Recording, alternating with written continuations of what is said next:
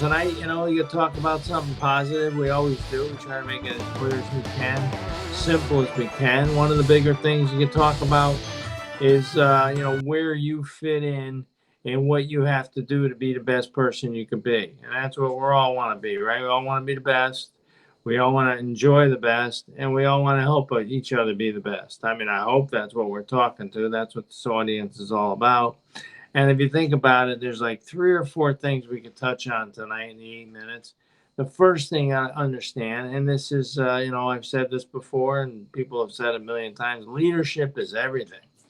Leadership, anything that wins, anything that does good, that's a leader at work. Anything that's done more things than you ever thought can happen, there's a leader at work. There's a leader. There's a person showing people the way. Leaders do it first. Leaders motivate. They don't intimidate. Bosses intimidate.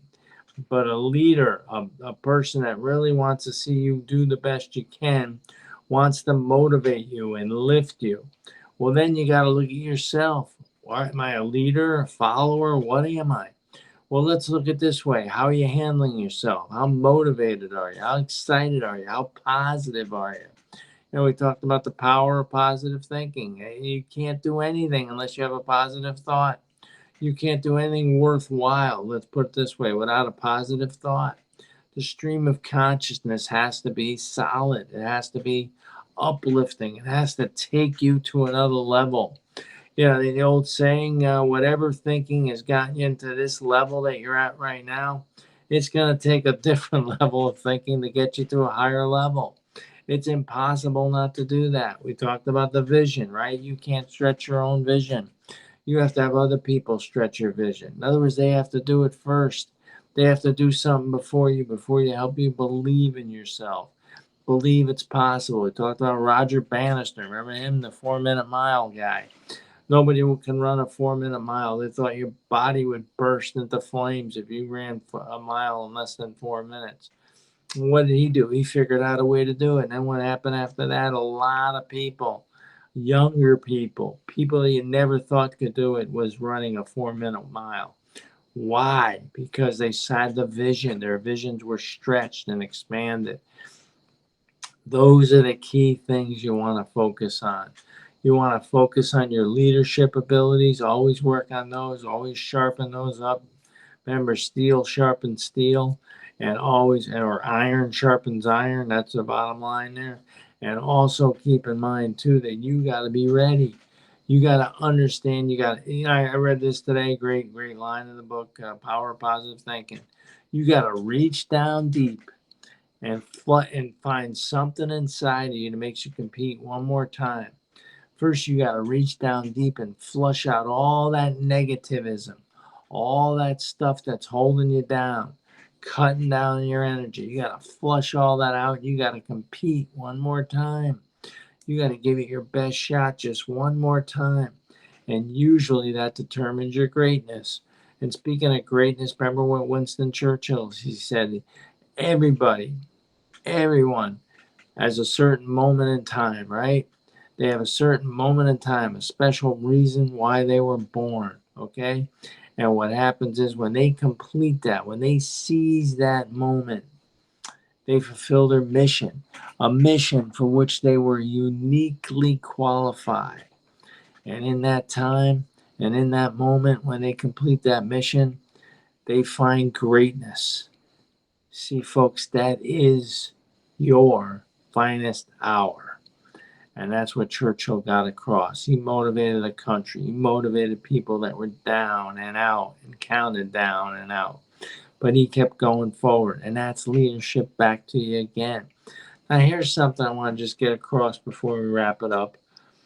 Understand this: everything you'll ever do, anything you'll ever do, there's like three or four things that if you mastered them, if you mastered those three or four aspects about a certain thing that you were trying to do, you would probably be one of the top 10 people in the world on how to do that. Why do I say that? It's real simple. If you could master something, if you could be the best or one of the only people that know how to do something so good, you will be in the highest demand. Make sense? Abe Lincoln had a great quote. You know what he said? He said, the only security a person can really achieve in this world is to be able to do a job uncommonly well. What is uncommonly well? Probably better than anybody else, right? If you think about anything that you've endeavored to do and you worked very hard at it and you worked as hard as you possibly could and you mastered the ability to do what you wanted to do, you would be in the top 10. You would be in the top most cherished persons ever available to do that. And at the same time, it would give you two things. Number one, give you a lot of notoriety, right? And it would probably put you in the top 10 of the earners of people that do at that time, that thing that you want to do or you have mastered to do, earn. Those people can only earn so much money. But understand this, if you're at the top, you can earn that money.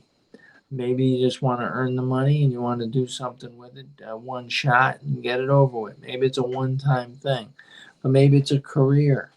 Maybe you want to do something. We just interviewed a guy, Ron Sloan, and basically he was one of the top performers in that series of movies that we saw.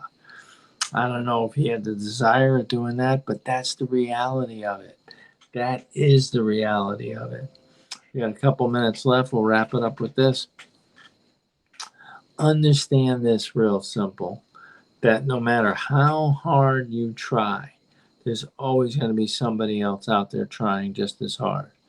But know this and understand this. If you work hard, this is America, right? If you work hard and you live right and you find something you believe in, you'll be performing better than 90% of the people that you go into competition with or that are competing for the same dollar you want. 90% work hard, live right, find something you believe in. What does work hard mean? Work hard means you show up on time. You show up on time, and when you're doing your work, you do the very best you possibly can. What does live right mean? That means in between the time you clock out of work and you go back into work or whatever it is, you're a good person. You're just a good person, okay? You're not going to rob anybody. You're not going to do anything to anybody.